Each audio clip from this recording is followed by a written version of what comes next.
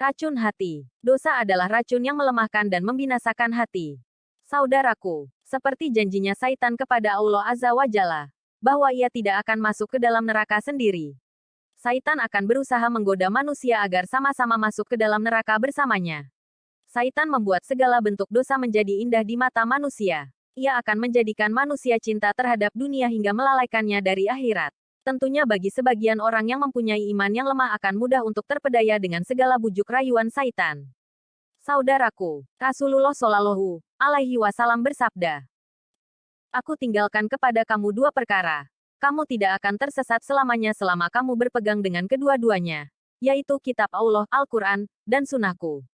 Hadis riwayat Al-Hakim. Maka dari itu sebagai seorang mukmin, sudah seharusnya kita menjaga diri kita dari godaan-godaan Saitan yang terkutuk. Ibnul Qayyim rahimahullah berkata, kedudukan dosa bagi hati bagaikan racun. Jika racun itu tidak membinasakannya, maka mesti ia akan melemahkannya. Jika kekuatan hati telah lemah, maka ia tidak akan mampu menahan serangan berbagai penyakit. Sang tabib hati Abdullah bin Mubarak telah berkata, "Aku menyaksikan dosa-dosa telah mematikan hati dan kecanduan dosa akan mewariskan kehinaan. Meninggalkan dosa-dosa akan memberikan kehidupan bagi hati dan yang terbaik bagi dirimu adalah berupaya untuk menghindarinya." Adul Ma'ad 4/186. Saudaraku, Al-Imam Ibnul Qayyim rahimahullah juga berkata, kapan saja seorang hamba dikaruniai sikap tunduk kepada kebenaran dan kekokohan di atasnya, maka hendaklah dia bergembira. Karena sesungguhnya dia telah diberi kabar gembira akan mendapatkan semua kebaikan. Dan itu adalah keutamaan dari Allah yang dia berikan kepada siapa yang dia kehendaki. Tarik Al-Hijratain 2/347. Allah Azza wa Jalla berfirman, sesungguhnya Saitan itu tidak ada kekuasaan atas orang-orang yang beriman dan bertawakal kepada Tuhannya. Sesungguhnya kekuasaan Saitan itu hanya atas orang-orang yang mengangkatnya sebagai pemimpin dan orang-orang yang suka menyekutukan dengan Allah.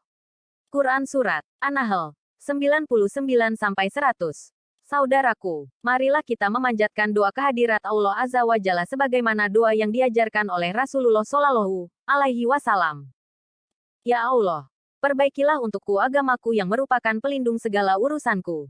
Perbaikilah urusan duniaku yang merupakan tempat aku mencari kehidupan. Perbaikilah urusan akhiratku yang merupakan tempat aku kembali. Jadikanlah kehidupanku ini sebagai tambahan segala kebaikan bagiku dan jadikanlah kematianku sebagai istirahat bagiku dari segala keburukan. Hadis riwayat Muslim. Ya Allah, sesungguhnya aku berlindung kepadamu agar aku tidak sesat atau disesatkan setan atau orang yang berwatak setan, agar tidak berbuat kesalahan atau disalahi, agar tidak menganiaya atau dianiaya orang, dan agar tidak berbuat bodoh atau dibodohi.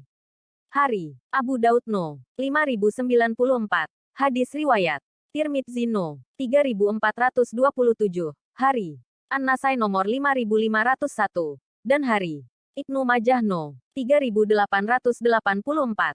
Lihat Sahih Tirmidzi 3/152 dan Sahih Ibnu Majah 2/336.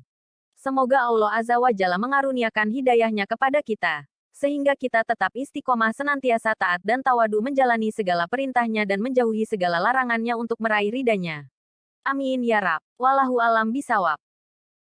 Racun hati. Dosa adalah racun yang melemahkan dan membinasakan hati. Saudaraku, seperti janjinya Saitan kepada Allah Azza wa Jalla, bahwa ia tidak akan masuk ke dalam neraka sendiri. Saitan akan berusaha menggoda manusia agar sama-sama masuk ke dalam neraka bersamanya. Saitan membuat segala bentuk dosa menjadi indah di mata manusia. Ia akan menjadikan manusia cinta terhadap dunia hingga melalaikannya dari akhirat. Tentunya bagi sebagian orang yang mempunyai iman yang lemah akan mudah untuk terpedaya dengan segala bujuk rayuan Saitan. Saudaraku, Rasulullah Shallallahu Alaihi Wasallam bersabda, aku tinggalkan kepada kamu dua perkara. Kamu tidak akan tersesat selamanya selama kamu berpegang dengan kedua-duanya, yaitu kitab Allah, Al-Quran, dan Sunnahku. Hadis riwayat Al-Hakim. Maka dari itu sebagai seorang mukmin, sudah seharusnya kita menjaga diri kita dari godaan-godaan Saitan yang terkutuk. Ibnul Qayyim rahimahullah berkata, kedudukan dosa bagi hati bagaikan racun. Jika racun itu tidak membinasakannya, maka mesti ia akan melemahkannya. Jika kekuatan hati telah lemah, maka ia tidak akan mampu menahan serangan berbagai penyakit. Sang tabib hati Abdullah bin Mubarak telah berkata, Aku menyaksikan dosa-dosa telah mematikan hati dan kecanduan dosa akan mewariskan kehinaan.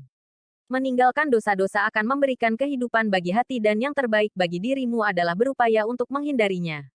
Adul Ma'at 4/186.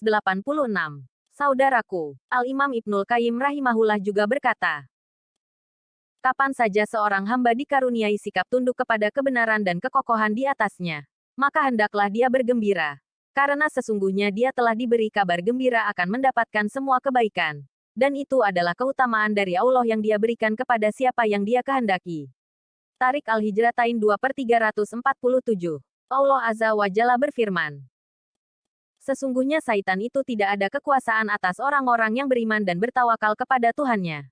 Sesungguhnya kekuasaan Saitan itu hanya atas orang-orang yang mengangkatnya sebagai pemimpin dan orang-orang yang suka menyekutukan dengan Allah. Quran Surat An-Nahl 99-100. Saudaraku, marilah kita memanjatkan doa kehadirat Allah Azza wa Jalla sebagaimana doa yang diajarkan oleh Rasulullah Shallallahu Alaihi Wasallam. Ya Allah, perbaikilah untukku agamaku yang merupakan pelindung segala urusanku. Perbaikilah urusan duniaku yang merupakan tempat aku mencari kehidupan.